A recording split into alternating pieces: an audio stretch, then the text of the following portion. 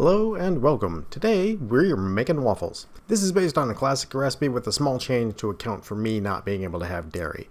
It makes a few things different, so I'll point those out when we get there. But first, and as always, I'd like to thank everyone who has subscribed and has been liking and sharing the videos.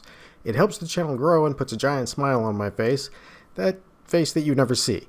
So, thank you, and if you haven't already subscribed for more videos like this, and cats, always more cats, subscribe, and also hit the notification button bell so Google can pretend that it might actually let you know when new videos are out. Maybe. Possibly.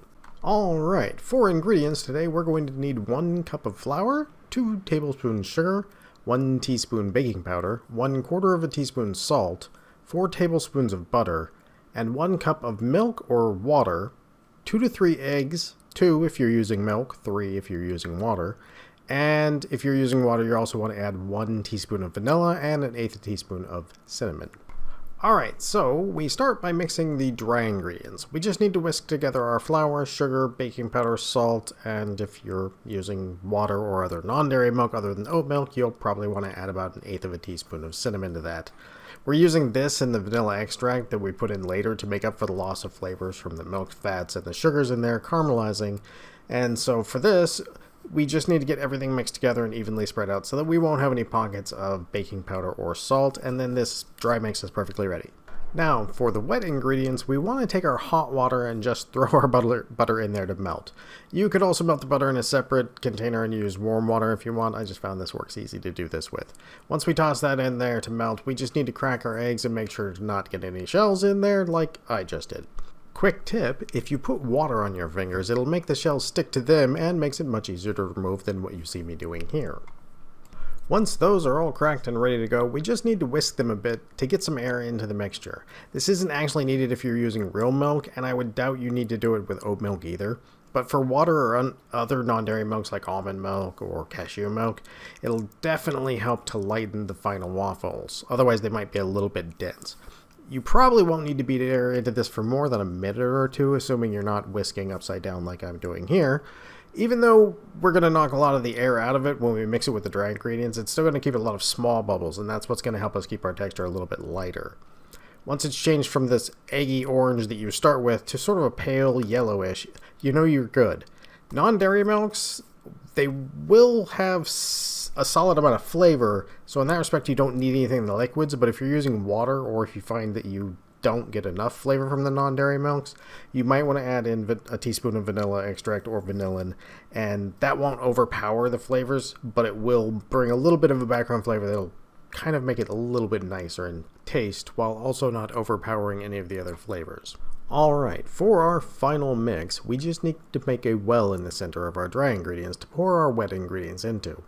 We're going to pour our water and butter mix in and mix that until it's almost incorporated and there's very few, if any, large clumps left. At that point, we're going to add the egg mixture in and gently mix it into the batter. You'll want to be gentle and kind of slow here, and once you have the mix almost smooth, we're good to go. If there's some small clumps like about the size of rice, those will just cook out and they won't even be noticeable. So, of course, anytime you want to make waffles, you will need a waffle maker. In this case, I'm just using a basic electric waffle maker. You can get it anywhere. There are much nicer machines than this that do this, and if you eat more than, say, like once a week you're making waffles, you might want something nicer, but if you only eat them occasionally, these actually really do work great. For the best looking waffles in these machines, you will need to overfill the waffle maker a little bit and let it spill out the sides, but if you don't mind your sides being a tiny bit thinner, you can just cover the griddled surface like I'm doing here. These will take 6 to 10 minutes for the milk version and 8 to 12 minutes for the non-dairy version.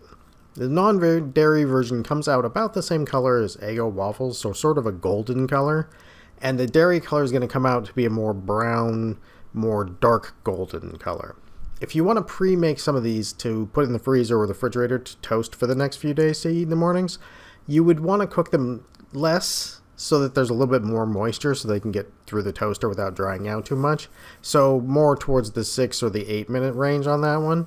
But if you want the absolute, I'm serving these now, crispiest version of these, you want to cook them until the steam stops coming out of the waffle maker, and that's when you know that it's going to be the crispiest.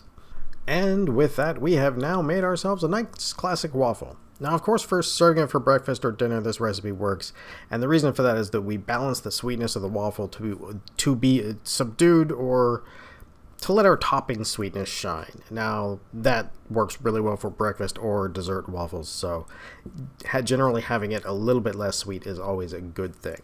For breakfast, a good maple syrup is one of those amazing things you can have on these, and of course for dessert, I'm going with, as you saw here, almond whipped cream with chocolate shavings, and if I had a little bit of extra fresh food, I would have put it on there too. That would have been nice. So, as always, thank you for watching, and I hope you come back for the next video, and I hope you have a great day and a great meal.